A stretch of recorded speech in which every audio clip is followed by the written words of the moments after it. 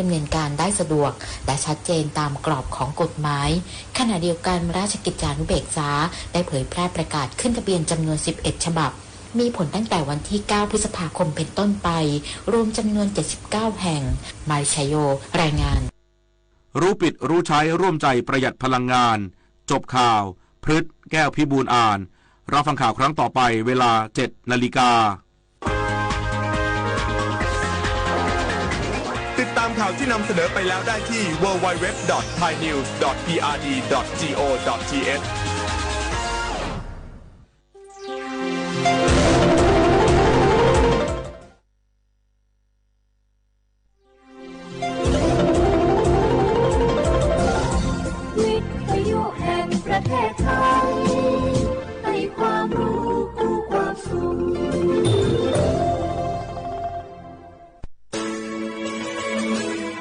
สถานีวิทยุกระจายเสียงแห่งประเทศไทยจังหวัดเชียงใหม่ AM 1476 กิโลเฮิรตซ์สถานีวิทยุภาคภาษาชาติพันธุ์แห่งเดียวในประเทศไทยที่มีความทันสมัยเชื่อถือได้สร้างอัตลักษณ์กลุ่มชาติพันธุ์สู่สากล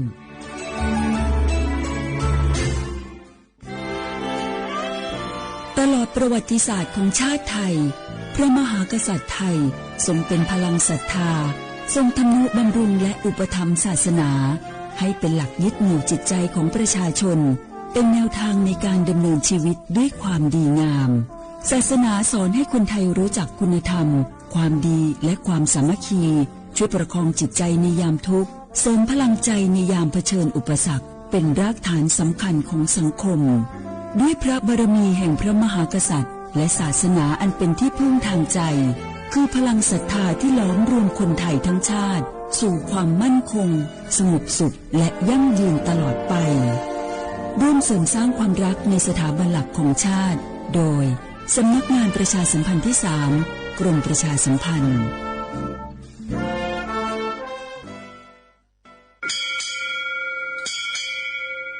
我不打架，我不求杯，ไม่สุนค่า画画，ย้อชง多读他吗？สถานีวิทยุภาษาชาติพันธุ์แห่งเดียวในประเทศไทยทันสมัยเชื่อถือได้แล้วพบกันที่สวทเชียงใหม่ AM 1476 กิโลเฮิรตซ์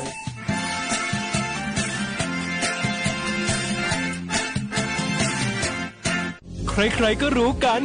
ถุงยางอนามัยพกเอาไว้ช่วยได้ช่วยป้องกันโรคอันตรายที่มากับเพศสัมพันธ์ทั้งซิฟิลิสหนองใน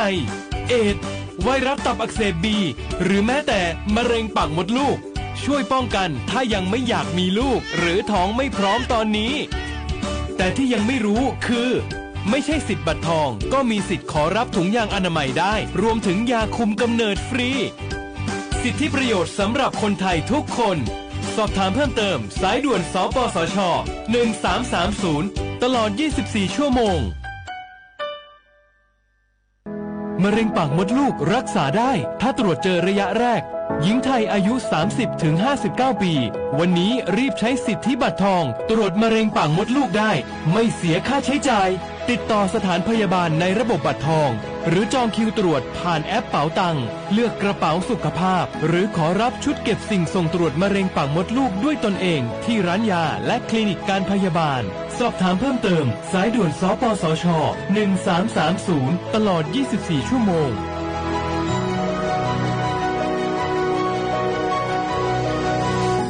ใครๆก็รู้กันถุงยางอนามัยพกเอาไว้ช่วยได้ช่วยป้องกันโรคอันตรายที่มากับเพศสัมพันธ์ทั้งซิฟิลิสหนองในเอดส์ไวรัสตับอักเสบบีหรือแม้แต่มะเร็งปากมดลูกช่วยป้องกันถ้ายังไม่อยากมีลูกหรือท้องไม่พร้อมตอนนี้แต่ที่ยังไม่รู้คือไม่ใช่สิทธิ์บัตรทองก็มีสิทธิ์ขอรับถุงยางอนามัยได้รวมถึงยาคุมกำเนิดฟรีสิทธิประโยชน์สำหรับคนไทยทุกคนสอบถามเพิ่มเติมสายด่วนสปสช1330ตลอด24ชั่วโมง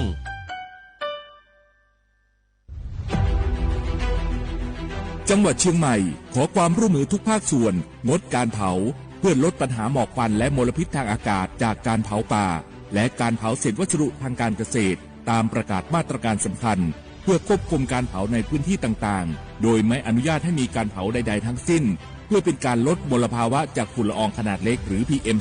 2.5 ตั้งแต่วันที่ 1 มกราคมถึง 31 พฤษภาคม 2569 หากจำเป็นสามารถลงทะเบียนขออนุมัติผ่านระบบไฟล์ดีและเบิร์นเช็คได้ฝ่าฝืนต้องระวังโทษจำคุกและปรับหรือทั้งจำทั้งปรับจังหวัดเชียงใหม่ส่งเสริมการใช้เทคโนโลยีในการจัดการขยะและเศษวัสดุทางการเกษตรเพื่อลดการเผาในอนาคตและสร้างสภาพแวดล้อมที่ดีขึ้นในระยะยาวหากพบเห็นการเผาในพื้นที่ห้ามเผาหรือพบผู้กระทำความผิดสามารถแจ้งข้อมูลได้ที่ 053-112-808 หรือ 191 ตลอด 24 ชั่วโมง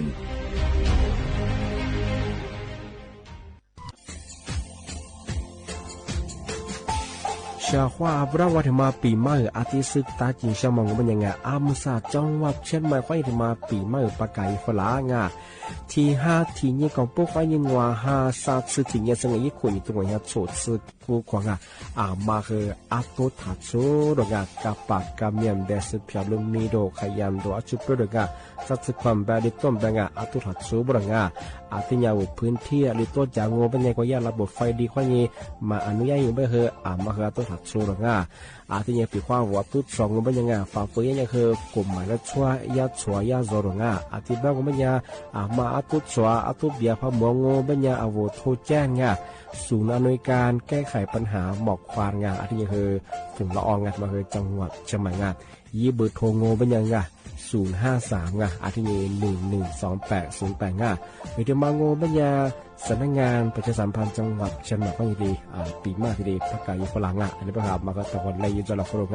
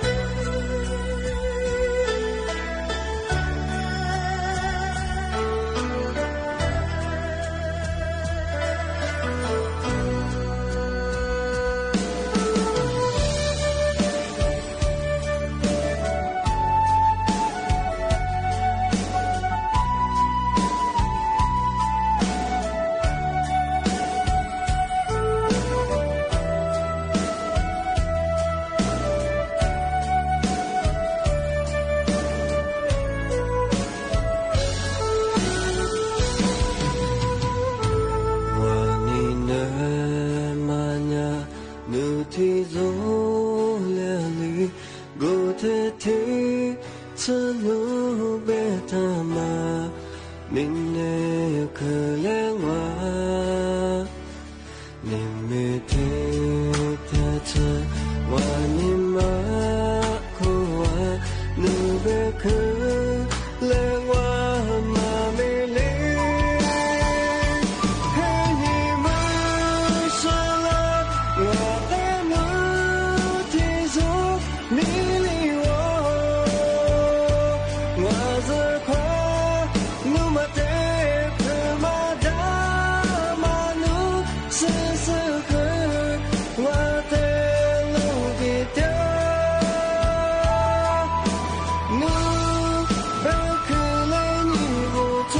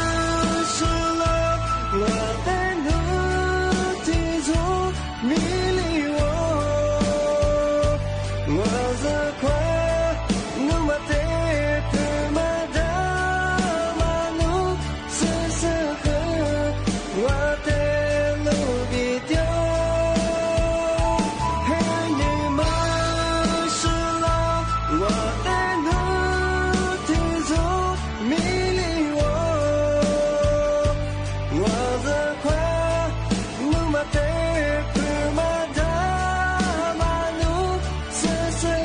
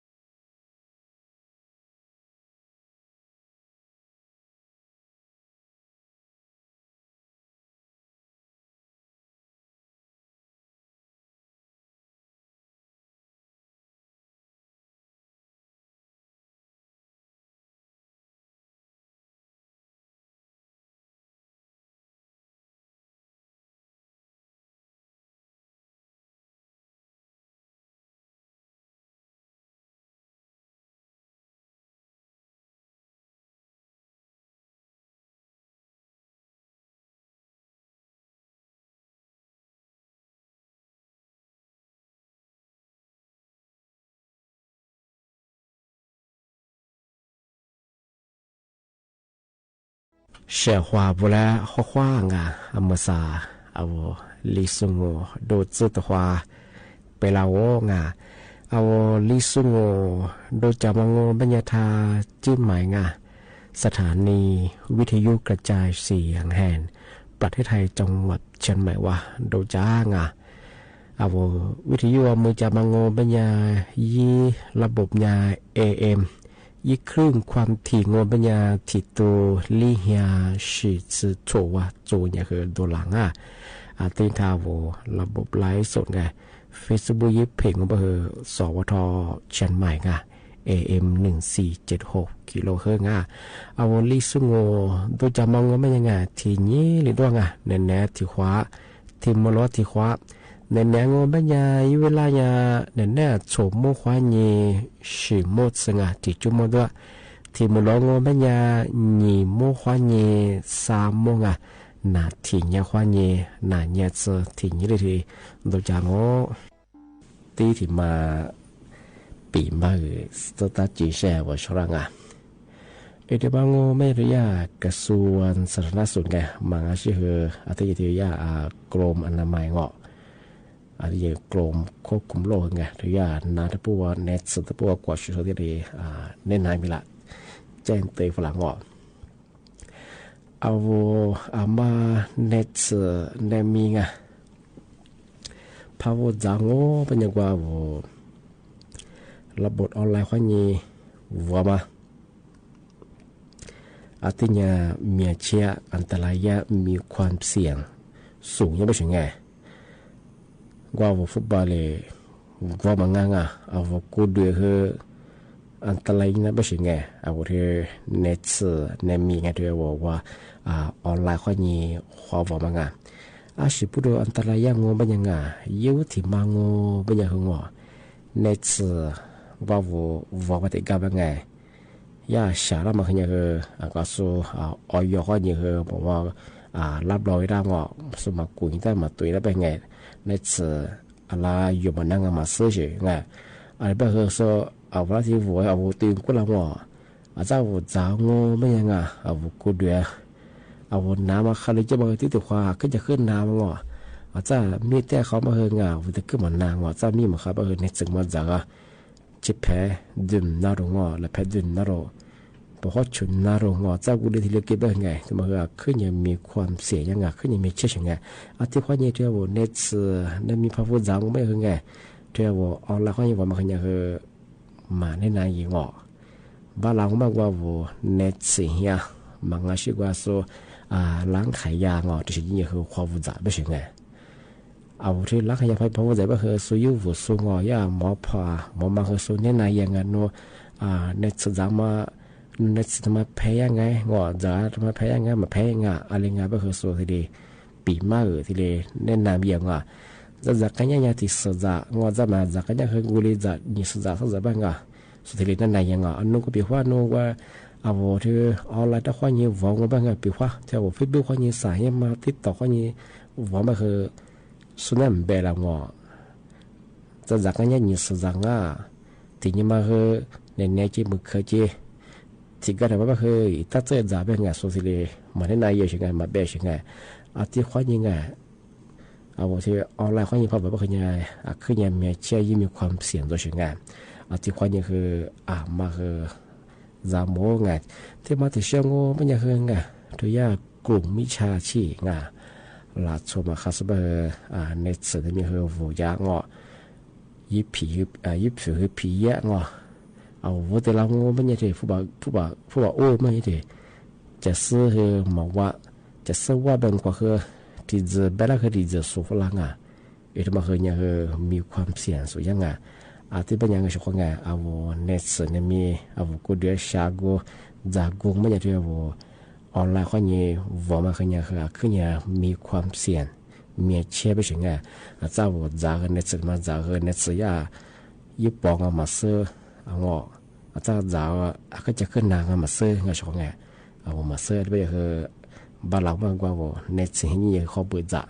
ร้านขายนี้เขาฝรั่งทำไมก็ทำมาที่เจนตัวอย่างเอามาใส่ไปคือ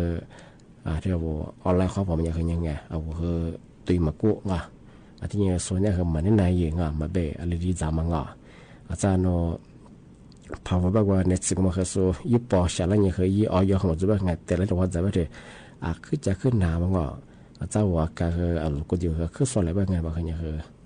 อันตรายยังไงเสียซื้อเป็นได้ช่วงอ่ะอันที่คนยากคือเจนตัวฝรั่งอ่ะที่ว่าซื้อยาไงออนไลน์เขาบอกมันคืออันตรายยาบุรุษง่ะทำมาคือทำมาปีมากทีเดียวเจนตัวอย่างอ่ะอันที่เป็นไงช่วงอ่ะปีว่าว่ามาเน็ตส์มีภาษาพอบอกไงว่าเน็ตส์ก็ยิ่งยิ่ง複雜อ่ะในเวลาก็คือปลอดภัยอย่างไงเขาว่าจีบว่าถ้าอินเทอร์เน็ตเขายิ่งสายอ่ะถ้าเฟซบุ๊กเขายิ่งสายเขาได้เป็นไงที่มาคือเนี่ยคือเนี่ยเชื่ออันตรายยังไงบางช่วงอ่ะมาคือเวลาแต่งก็เป็นกว่าคือเอากูเดี๋ยวคือปลอดภัยยังอ่ะผู้บางคือคือเต็มหน้าอย่างไงผู้บางมากูงอทำไมก็ขึ้นอย่างข้างงานบางก็ในสิ่งนี้มีอยู่เขาจะง่ายช่วงงานที่เป็นยังไงทำไมถึงเชื่อไงนั่นแหละคือหมดกว่าตัวขวาเงินอะไรช่วงงานเอาไว้ช่วงถ้าวิทยุนั่นจะสูงอะไรสวดที่สุดก็คือขวางงา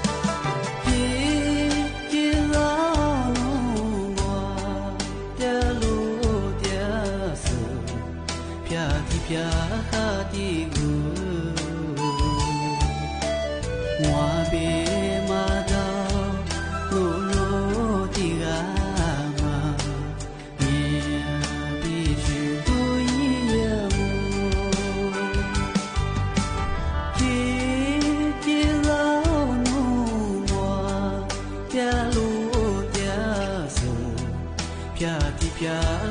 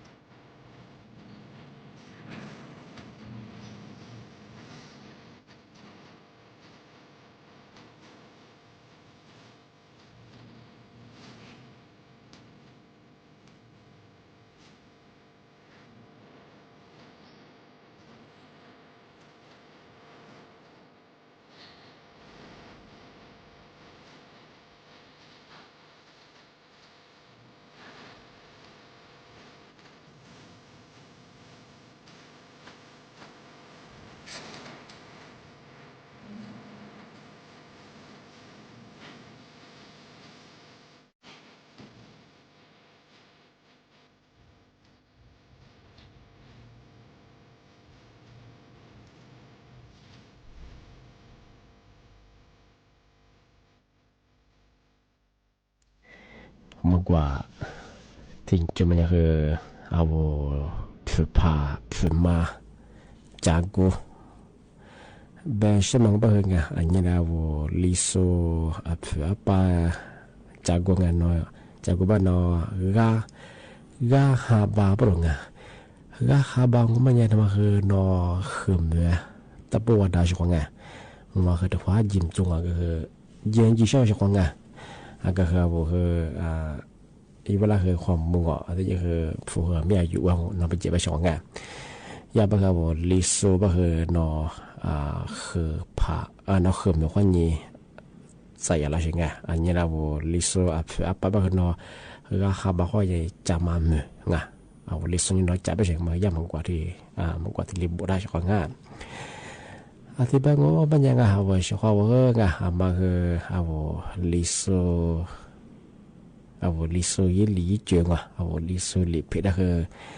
มาคือยังคือทางพิธีเจนะเอาลิสต์กว่าคือมาคือกว่าแต่สัตโตไงช่วงงานยาบ้าเอาลิซูงเป็นยังไงเอาลิซูยังคือเอาจอบเสียทีเลยนี่หนุ่ยไม่ใช่ไงมาลิตัวเยอะเหรอมาอะไรสิแต่หิวข้าวคืออะไรกว่าใจเหรอเอาจอบเสียก็ทับพิธีเจถ้าสัตว์ตัวไม่ใช่งานแต่มาคือยาสมุนกูจะยังที่ฉันกำลังอ่ะอันนี้คือเอาอะไรตัวใจเหรอเอาลิซูงมาคือเอาลิซูงคือที่สัตว์ที่เชื่องอ่ะลิสูก็คือเอาลิสูบุชิมสูกว่าจะเป็นไงเอาลิสูกว่าก็คือที่เล็กกว่าไงเอาลิสูงูเราถ้าพี่เจ็บไม่ใช่ไงมายาที่ดิฉันกำลังงานช่วงงานอาทิตย์บ้างก็ไม่ใช่ช่วงงานนี่ไม่คือน้าปีมามาคืออาทิตย์แรกจงไว้ช่วงงานอาทิตย์บ้างยังมาคือเอาเน็ตส์เนี่ยมีความวุ่นวายเป็นยังไงเท่าว่าออนไลน์คนนี้ว่ามันยังคือขึ้นเนี่ยอันตรายเยอะอาทิตย์ยังคือเมียเชี่ยไปยังไงฟุตบอลก็ยังคือชิมคุยไงจังเลยสวุฒิเรามาจ่าไปเถอะเนาะก็จะขึ้นหนามังอ่ะก็จะขึ้นสวอลมังไงมันคืออันตรายยังไงฟุตบอลคือกูงอสุขภาพคือเบี้ยมาชินคือเบี้ยมังอ่ะอธิบายยันได้ไหนยังว่าไงมาคืออาวุธในสื่อในมีภาพวุ่นวายยังไงที่ออนไลน์ก็ยังว่ามันคือขึ้นยังเมียเชี่ยอันตรายยังอ่ะอธิบายคือภาพจางมันยังไงเท่าในสื่อในเมียงอ่ะคุยยาที่จะยี่เบิดจ่างอมันก็ชื่อว่าร้างขายยาที่จะยี่วัวไงเอาที่จะพาไปบ้านสู้ยี่วัวสู้เน้นนามีอย่างอ่ะที่ยังเอาละคือว่าในสื่อจางแพ้ยามาแพ้มาคือที่เลยแบบมาคืองอในสื่อพัฒนาคือเลยจามายี่เวลาคือที่ปีมาคืองานที่เลยแบบเฉยๆชงไงเอาว่าระบบออนไลน์เขาอย่างว่าคืองอเน็ตส์มาคือยี่ออยจงมาซื้อเน็ตส์ยี่ปองมาซื้องออะไรจามาคือมาเบะงาชงไงไอ้ทุกคนอย่างคือเน็ตส์มาคือขึ้นอย่างอันตรายอย่างอ่ะก็อยากจะเอาภาษาแบบที่เอาเน็ตส์ให้ยี่เขาเบิดจ่าเขาฟุ้งจ่านักขายอะไรอย่างอ่ะจะมาเจนตัวอย่างอ่ะที่เป็นยังไงเอาไว้สวัสดีคือบ่มองอ่ะถ้าว่าวิทยุเขาอย่างนั้นจะโซถ้าว่าไลฟ์สวัสดีสุดคือบ่มองอ่ะในเมื่อรายการลิสงประกาศกุบทาจิ้มใหม่ไงสวทเชียงใหม่แบบคือดาวงะมันก็คือสถานีวิทยุกระจายเสียงแห่งประเทศไทยจังหวัดเชียงใหม่ว่าโดยจากงานในแบบคือจุบความยิ่งจิ้มโมที่หมดแล้วแบบคือไงหนีโมความยิ่งสามโมนาทีเนี่ยความยิ่งคือนาเนี่ยสุดยอดงะอาจจะแบบว่าช่วงงะอามาสมมติจะโซโลชิโซงเป็นยังไงมาสับแบบคือบางพื้นที่ไงที่กระตุ้งแบบคือมีฮิโรฮาจัวมหาเลียมกวนแน่งอมหาเลียบมุกุเปียบคือจังเอาโลเชบคือจามเนี่ยเชื่องโลเชคือตัดเนี่ยเชื่องโลเชคือแบบคือจามหาเลียจะกุจุเลยคืองออันตรายงาแบบคือที่ยังจามช่องอาจจะแบบคืองานที่ไม่ถึงเราคือนับปีมาคืออาทิตย์ละจงเอาเฉพาะทัศน์เดี๋ยวเราเที่ยวงานข้อว่าสวัสดีครับ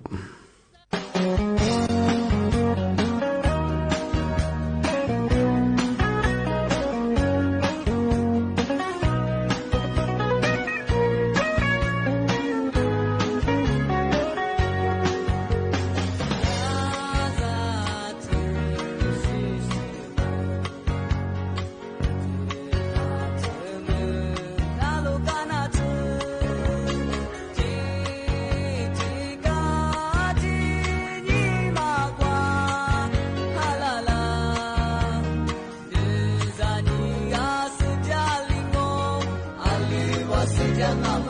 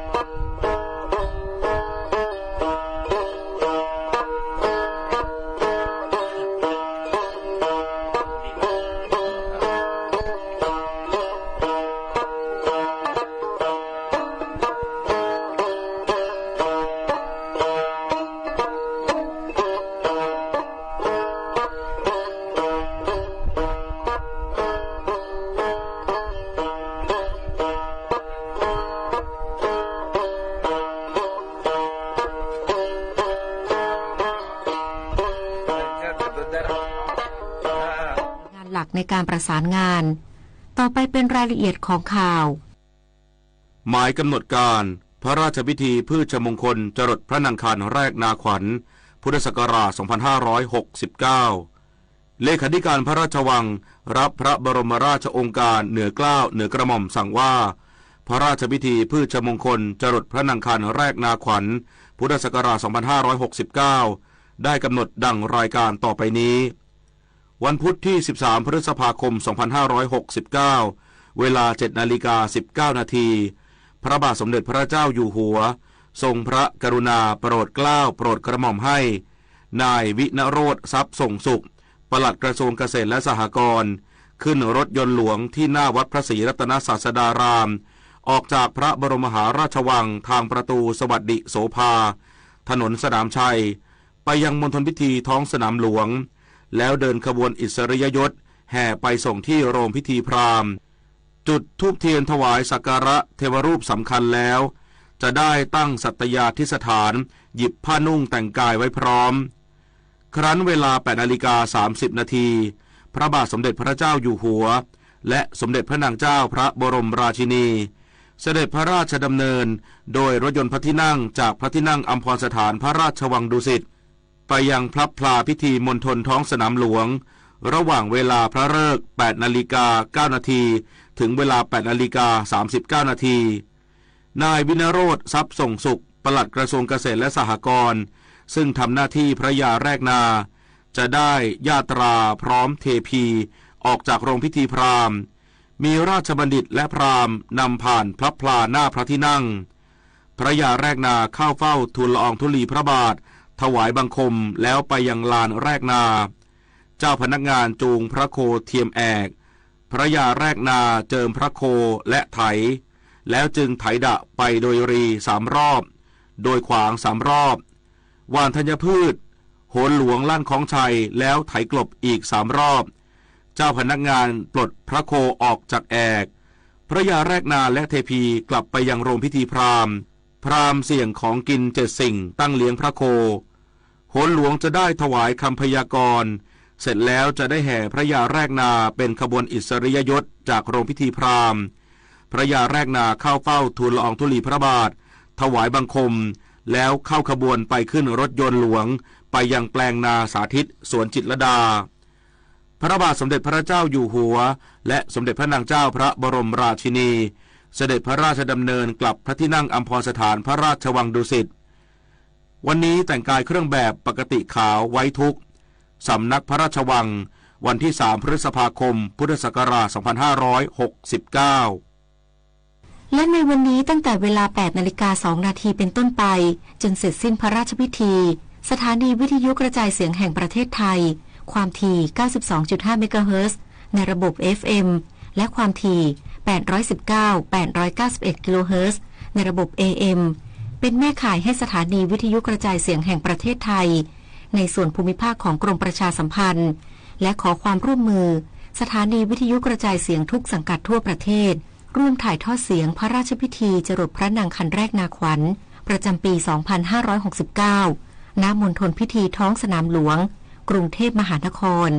จึงขอเชิญท่านผู้ฟังติดตามรับฟังการถ่ายทอดเสียงได้ในช่วงเวลาดังกล่าวเนื่องในโอกาสวันพืชมงคลจรดพระนางคันแรกนาขวัญวันที่ 13 พฤษภาคม 2569 สถานีวิทยุกระจายเสียงแห่งประเทศไทยขอเสนอสารคดีชุดใต้ร่มพระบารมีจักรีวงศ์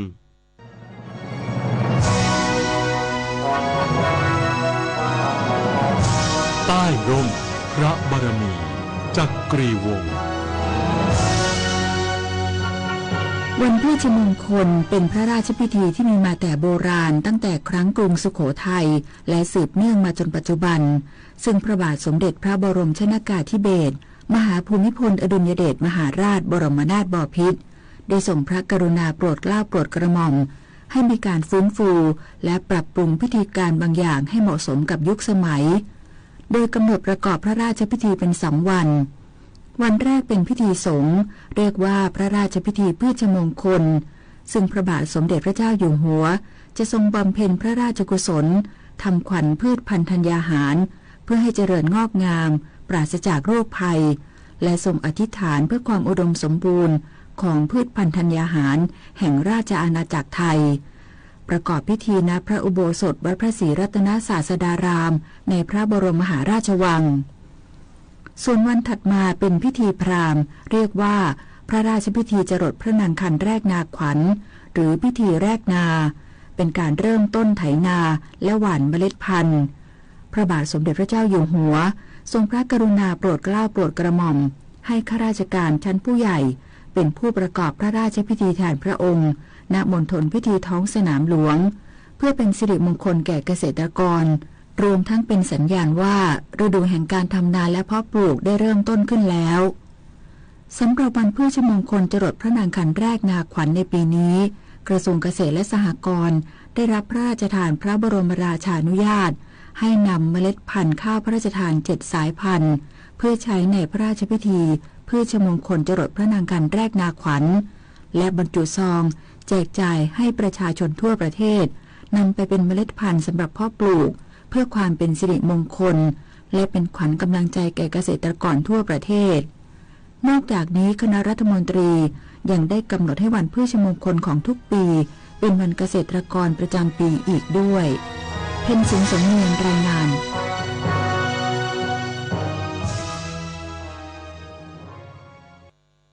รัฐบาลยืนยันความจำเป็นเร่งด่วนในการออกพระราชกำหนดให้อำนาจกระทรวงการคลังกู้เงินวงเงิน 400,000 ล้านบาทเพื่อบรรเทาความเดือดร้อนประชาชนและทำให้ประเทศเดินหน้าต่อได้นายอนุทินชาญวิรากูลนายกรัฐมนตรีและรัฐมนตรีว่าการกระทรวงมหาดไทยกล่าวถึงกรณีที่ฝ่ายค้านยื่นเรื่องต่อประธานสภาผู้แทนราษฎรเพื่อส่งให้ศาลรัฐธรรมนูญวินิจฉัยพระราชกำหนดให้อำนาจกระทรวงการคลังกู้เงินวงเงิน 400,000 ล้านบาทว่ารัฐบาลในฐานะฝ่ายบริหารราชการแผ่นดินเห็นว่ามีความจำเป็นเร่งด่วนและก่อให้เกิดประโยชน์ต่อประชาชนถึงเชื่อว่าจะไม่ทำให้โครงการที่วางไว้ต้องสะดุดลงเพราะพระราชกำหนดมีผลบังคับใช้แล้วฝ่ายบริหารก็คือฝ่ายรัฐบาลในฐานะที่บริหารราชการแผ่นดินอยู่ก็เห็นว่ามีความจำเป็นเร่งด่วนนะครับแล้วก็มีประโยชน์พระราชกำหนดมีผลบังคับใช้แล้วประกาศในราชกิจจานุเบกษาแล้วนายเอกนิติธรรมประภาสรองนายกรัฐมนตรีและรัฐมนตรีว่าการกระทรวงการคลังกล่าวย้ำว่าการออกพรก.กู้เงินดังกล่าวเป็นเรื่องความมั่นคงทางเศรษฐกิจที่มีความจำเป็นเร่งด่วนเนื่องจากเป็นเรื่องของวิกฤตปากท้องประชาชนและรัฐบาลมีหน้าที่รับผิดชอบในการดูแลความเป็นอยู่ของประชาชนซึ่งคณะรัฐมนตรีได้พิจารณาอย่างรอบคอบแล้วผมว่าวันนี้เนี่ยเป็นเรื่องของวิกฤตปากท้องประชาชนหลายคนก็ไปเปรียบเทียบกับวิกฤตปี 2540 ครั้งนั้นคือวิกฤตเรื่องค่าเงินซึ่งเราไม่เหมือนกันเลยวิกฤตครั้งนี้เนี่ยเป็นวิกฤตเรื่องค่าของชีพเรื่องปากท้องประชาชนเพราะฉะนั้นทางรัฐบาลก็ยังคงยืนยันครับว่าอันนี้มีความจำเป็นเร่งด่วนซึ่งอันนี้เป็นการพิจารณาในคณะรัฐมนตรีอย่างรอบคอบนายเอกนิติกล่าวด้วยว่าสัปดาห์หน้ากระทรวงการคลังจะเสนอคณะรัฐมนตรีพิจารณาการปรับปรุงแผนการบริหารหนี้สาธารณะประจำปีงบประมาณพ.ศ. 2569โดยจะมีการก่อหนี้ใหม่วงเงิน 200,000 ล้านบาทซึ่งเป็นส่วนหนึ่งของพระราชกำหนดหรือพรก.ให้อำนาจกระทรวงการคลังกู้เงินเพื่อแก้ปัญหาเศรษฐกิจวงเงิน 400,000 ล้านบาทเพื่อนำไปดำเนินโครงการคนละครึ่งพลัสและการเพิ่มวงเงินช่วยเหลือสำหรับผู้ถือบัตรสวัสดิการแห่งรัฐจากเดิม300 บาทเป็น 1,000 บาทต่อเดือนผลิตนาถขวัญแสนสุขรายงานนายกรัฐมนตรีและรัฐมนตรีว่าการกระทรวงมหาดไทยสั่งการหน่วยงานที่เกี่ยวข้องดำเนินมาตรการเชิงรุกป้องกันและปราบปรามการใช้นอมินีในการประกอบธุรกิจผิดกฎหมายอย่างจริงจังและจะลงพื้นที่ติดตามสถานการณ์ที่จังหวัดสุราษฎร์ธานีและภูเก็ตในวันนี้นางสาวรัชดาธนาดิเรกโฆษกประจำสำนักนายกรัฐมนตรีเปิดเผยว่ารัฐบาลเดินหน้ามาตรการป้องกันและปราบปรามการใช้นอมินีในการประกอบธุรกิจผิดกฎหมายอย่างจริงจังโดยในการประชุมคณะรัฐมนตรีเมื่อวานนี้นายอนุทินชาญวิรากูลนายกรัฐมนตรีและรัฐมนตรีว่าการกระทรวงมหาดไทยได้สั่งการให้หน่วยงานที่เกี่ยวข้องเร่งดำเนินมาตรการเชิงรุกหลังพบข้อมูลมีผู้ประกอบวิชาชีพทนายความและผู้ประกอบวิชาชีพบัญชีบางรายใช้ความรู้ความสามารถในทางที่ ผิดให้คำแนะนำหรือดำเนินการเพื่อหลีกเลี่ยงข้อกฎหมายอันเป็นช่องทางเอื้อให้เกิดธุรกิจนอมินีจึงมอบหมายให้รัฐมนตรีว่าการกระทรวงยุติธรรมและรัฐมนตรีว่าการกระทรวงพาณิชย์หารือร่วมกับสภาทนายความและสภาวิชาชีพบัญชีเพื่อพิจารณาดำเนินการด้านจรรยาบรรณต่อผู้ประกอบวิชาชีพที่เกี่ยวข้องทั้งนี้นายกรัฐมนตรีจะลงพื้นที่จังหวัดสุราษฎร์ธานีและภูเก็ตเพื่อติดตามสถานการณ์ดังกล่าวในวันนี้ด้วยท่านนายกได้มอบหมายให้รัฐมนตรีว่าการกระทรวงยุติธรรมและรัฐมนตรีว่าการกระทรวงพาณิชย์นะคะหารือร่วมกับสภาทนายความและสภาวิชาชีพบัญชีเพื่อพิจารณาดำเนินการด้านจรรยาบรรณต่อผู้ประกอบวิชาชีพที่เกี่ยวข้องพร้อมสั่งการให้ปปง.ตรวจสอบเส้นทางการเงินของบุคคลที่เกี่ยวข้องเพื่อให้การป้องกันและปราบปรามนอมินีเกิดผลอย่างเป็นรูปธรรมค่ะด้านนายชัชชาติสิทธิพันธ์ผู้ว่าราชการกรุงเทพมหานครกล่าวภายหลังการตรวจสอบบริษัทนอมินีในพื้นที่กรุงเทพมหานครว่าเบื้องต้นยังไม่พบข้อมูลความผิดปกติเกี่ยวกับการครอบครองอาวุธในเขตพื้นที่ใดเนื่องจากกรุงเทพมหานครมีข้อจำกัดการเข้าถึงข้อมูลเชิงลึกจึงสั่งการให้ประสานงานอย่างใกล้ชิดกับฝ่ายความมั่นคงเพื่อบูรณาการข้อมูลและสนับสนุนการทำงานร่วมกันพร้อมกำชับผู้อำนวยการเขตทั้ง50เขตเพิ่มความเข้มงวดในการพิจารณาออกเอกสารราชการให้กับชาวต่างชาติแล้วก็คงต้องมีการร่วมมือกับหน่วยงานอื่นด้วยเพราะกรุงเทพมหานครเองก็อาจจะมีข้อจำกัดในแง่เรื่องข้อมูลข่าวสารต่างๆเพราะว่าเรื่องความมั่นคงเราอาจจะไม่มีข้อมูลที่ลึกเท่ากับฝ่ายความมั่นคงก็ได้เรียนท่านปกติแล้วว่าให้ประสานกับทางตำรวจให้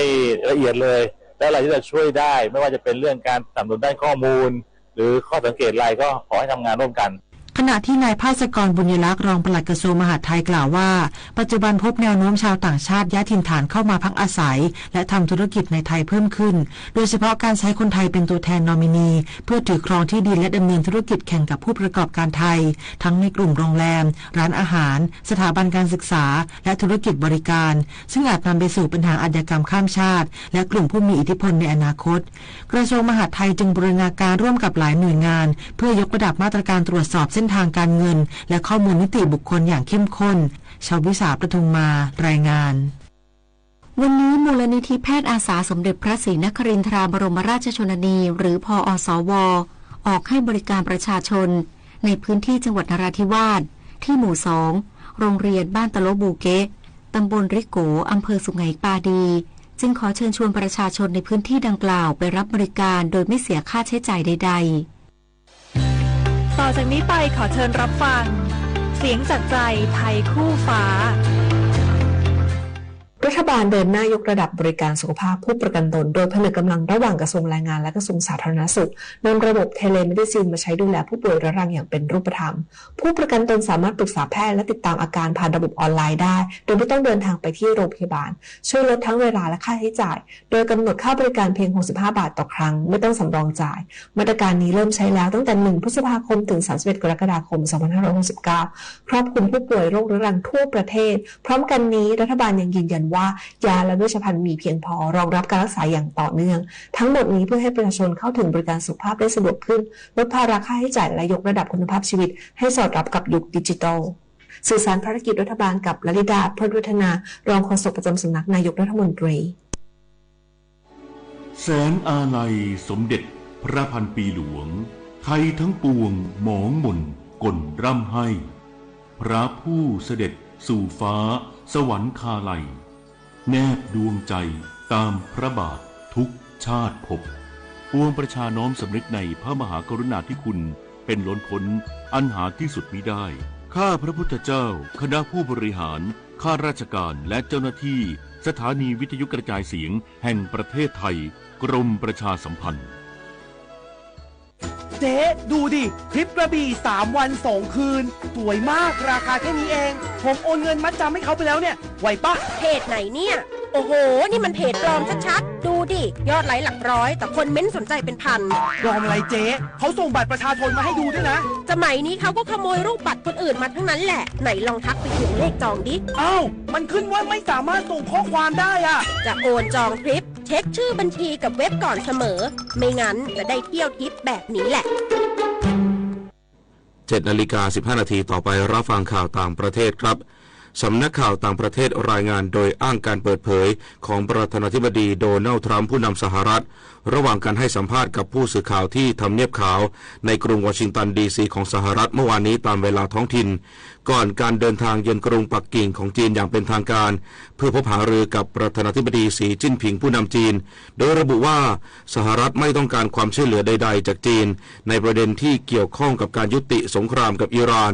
ซึ่งสหรัฐจะเอาชนะไม่ทางใดก็ทางหนึ่งไม่ว่าจะด้วยวิธีการที่สันติหรือวิธีการอื่นถ้อยแถลงดังกล่าวมีขึ้นก่อนที่ประธานาธิบดีทรัมป์และประธานาธิบดีสีจัดการเจรจาแบบพบหน้ากันเป็นครั้งแรกในรอบ6เดือนระหว่างวันที่ 13-15 พฤษภาคมนี้เพื่อพยายามฟื้นฟูความสัมพันธ์ที่ตึงเครียดจากประเด็นทางการค้าสงครามระหว่างสหรัฐและอิสราเอลกับอิหร่านรวมถึงความขัดแย้งในอีกหลายประเด็นนายโมฮัมหมัดบาเกอร์กาลิบาฟประธานรัฐสภาอิหร่านเปิดเผยผ่านเครือข่ายสื่อสังคมออนไลน์ X เมื่อวานนี้ที่ระบุว่าสหรัฐไม่มีทางเลือกอื่นนอกจากต้องยอมรับสิทธิของพลเรือนอิหร่าน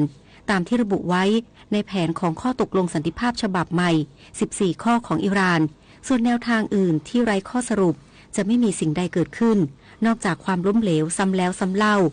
และหากยิ่งปล่อยให้เวลานานออกไปเท่าไหร่พลเรือนอเมริกันจะยิ่งแบกรับภาระค่าใช้จ่ายที่เพิ่มมากขึ้นเท่านั้นทั้งนี้ประธานาธิบดีโดนัลด์ทรัมป์ผู้นำสหรัฐปฏิเสธข้อเสนอฉบับใหม่ของอิหร่านโดยอ้างว่าข้อเสนอดังกล่าวเป็นสิ่งที่ไม่อาจยอมรับได้โดยสิ้นเชิงพร้อมย้ำว่าสหรัฐได้รับชัยชนะเหนืออิหร่านอย่างสมบูรณ์และข้อตกลงหยุดยิงที่ดำเนินมากว่า1 เดือนกำลังจะสิ้นสุดลงนายแพทย์ทีโดรส อัสฮานอม เกเบเยซุสผู้อำนวยการใหญ่องค์การอนามัยโลกออกแถลงการร่วมกับนายกรัฐมนตรีเปโดร ซานเชสแห่งสเปนที่ทำเนียบนายกรัฐมนตรี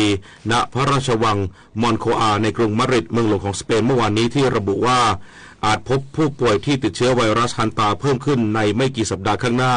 เนื่องจากเชื้อไวรัสดังกล่าวมีระยะเวลาฟักตัวนานหลังพบการระบาดจากเรือสำราญ MV Hondias สัญชาติเนเธอร์แลนด์ซึ่งพบผู้ป่วยแล้วอย่างน้อย11รายอย่างไรก็ตามความเสี่ยงด้านสาธารณสุขทั่วโลกยังคงอยู่ในระดับต่ำและยังไม่มีสัญญาณของการระบาดใหญ่ต่อไปรับฟังข่าวกีฬาค่ะนายอนุทิน ชาญวีรกูลนายกรัฐมนตรีและรัฐมนตรีว่าการกระทรวงมหาดไทยเปิดเผยว่าที่ประชุมคณะรัฐมนตรีมีมติรับทราบให้กรมประชาสัมพันธ์เป็นผู้ประสานงานกับสำนักงานคณะกรรมการกิจการกระจายเสียงกิจการโทรทัศน์และกิจการโทรคมนาคมแห่งชาติหรือกสทช.และหน่วยงานที่เกี่ยวข้องเกี่ยวกับการจัดให้มีการถ่ายทอดสดการแข่งขันฟุตบอลโลก 2026 ครั้งที่ 23 ระหว่างวันที่ 11 มิถุนายน ถึง 19 กรกฎาคมแข่งขันที่สหรัฐอเมริกาแคนาดาและเม็กซิโกโดยจะพยายามให้คนไทยได้ดูฟุตบอลโลกฟรีเหมือนทุกครั้งที่ผ่านมาด้านนางสาวรัชดา ธนาดิเรกโฆษกประจำสำนักนายกรัฐมนตรีชี้แจงกรณีกระแสข่าวคณะรัฐมนตรีอนุมัติงบประมาณ 1,300 ล้านบาทเพื่อซื้อลิขสิทธิ์การถ่ายทอดสดฟุตบอลโลก 2026 ว่าวันนี้คณะรัฐมนตรียังไม่มีการพิจารณาเรื่องงบประมาณใดๆหรือมติดังกล่าวเป็นเพียงการรับทราบและมอบหมายให้กรมประชาสัมพันธ์เป็นหน่วยงานประสานงานเพื่อดำเนินการให้เกิดการถ่ายทอดสดฟุตบอลโลก 2026 เท่านั้นศึกแบดมินตันเวิลด์ทัวร์ซุปเปอร์ 500 Toyota Thailand Open 2026 ที่อาคารนิมิบุตรสนามกีฬาแห่งชาติเปิดฉากวันแรกในรอบคัดเลือกหญิงเดี่ยวธิดาพรกลีบยี่สุนมืออันดับ 74 ของโลกพลิกเอาชนะคาโรไลนานันบันโตวามืออันดับ 46 ของโลกจากบัลแกเรีย 2-1 เกม 16-21 21-17 21-14 ก่อนในรอบคัดเลือกรอบ 2 ธิดาพรยังคงเล่นได้อย่างยอดเยี่ยมเอาชนะโลซินยานแฮปปี้มืออันดับ 64 ของโลกจากฮ่องกงไปได้อีก 2-0 เกม 21-16 21-14ผ่านเข้าสู่รอบเมนดรอไปพบกับรุ่นพี่อย่างเมย์รัชนกอินทนนท์มืออันดับ 7 ของโลกพลเอกเดชาเหมกระศรีนายกสมาคมกีฬาจักรยานแห่งประเทศไทยเปิดเผยว่าสมาพันธ์จักรยานแห่งเอเชียอนุมัติให้สมาคมกีฬาจักรยานจัดการแข่งขันจักรยานหนูน้อยขาไถชิงแชมป์เอเชียเอเชียนบาลานซ์ไบค์ 2026 ซึ่งเป็นการแข่งขันชิงแชมป์ระดับทวีปเป็นครั้งแรกในประวัติศาสตร์เพื่อส่งเสริมเด็กและเยาวชนให้หันมาเล่นกีฬาต่อยอดสู่ความเป็นเลิศในอนาคตแข่งขันระหว่างวันที่ 6-7 มิถุนายนที่แฟชั่นไอแลนด์พร้อมเปิดสนามโอเพ่นให้นักปั่นตัวน้อยได้สัมผัสบรรยากาศการแข่งขันระดับเอเชียขณะที่นักกีฬาหลายชาติชั้นนำตอบรับเข้าร่วมแข่งขันมากมายคุณหญิงปัทมา ลีสวัสดิ์ตระกูลกรรมการคณะกรรมการโอลิมปิกสากลและประธานสหพันธ์แบดมินตันโลกเตรียมเป็นประธานในพิธีเปิดโครงการเสวนาทางวิชาการเรื่องประเทศไทยกับกระทรวงกีฬาในอนาคตในวันที่ 14 พฤษภาคมระหว่างเวลา 13:30 น.ถึง 16:30 น.ที่ ที่ห้องปฐมชาติชั้น 23 โรงแรมอโนมาแกรนด์กรุงเทพโดยโครงการนี้มีวัตถุประสงค์เพื่อสนับสนุนนโยบายรัฐบาลและสร้างการมีส่วนร่วมในการสะท้อนมุมมองเกี่ยวกับการจัดตั้งกระทรวงกีฬาจากผู้เกี่ยวข้องทุกภาคส่วนพิจิตร กาญจนกุลรายงานต่อไปรับฟังพยากรณ์อากาศค่ะประกาศกรมอุตุนิยมวิทยาเรื่องฝนตกหนักถึงหนักมากบริเวณประเทศไทยและคลื่นลมแรงบริเวณทะเลอันดามันฉบับที่1มีผลกระทบตั้งแต่วันที่14ถึง18พฤษภาคม2569ในช่วงวันที่14ถึง18พฤษภาคม2569ประเทศไทยจะมีฝนเพิ่มขึ้นและมีฝนตกหนักถึงหนักมากบางแห่งในบริเวณภาคเหนือภาคกลางภาคตะวันออกและภาคใต้ขอให้ประชาชนในบริเวณดังกล่าวระวังอันตรายจากฝนตกหนักถึงหนักมากและฝนที่ตกสะสมซึ่งอาจทำให้เกิดน้ำท่วมฉับพลันและน้ำป่าไหลหลากโดยเฉพาะพื้นที่ลาดเชิงเขาใกล้ทางน้ำไหลผ่านและพื้นที่ลุ่มไปด้วยทั้งนี้เนื่องจากหย่อมความกดอากาศต่ำกำลังแรงบริเวณอ่าวเบงกอลตอน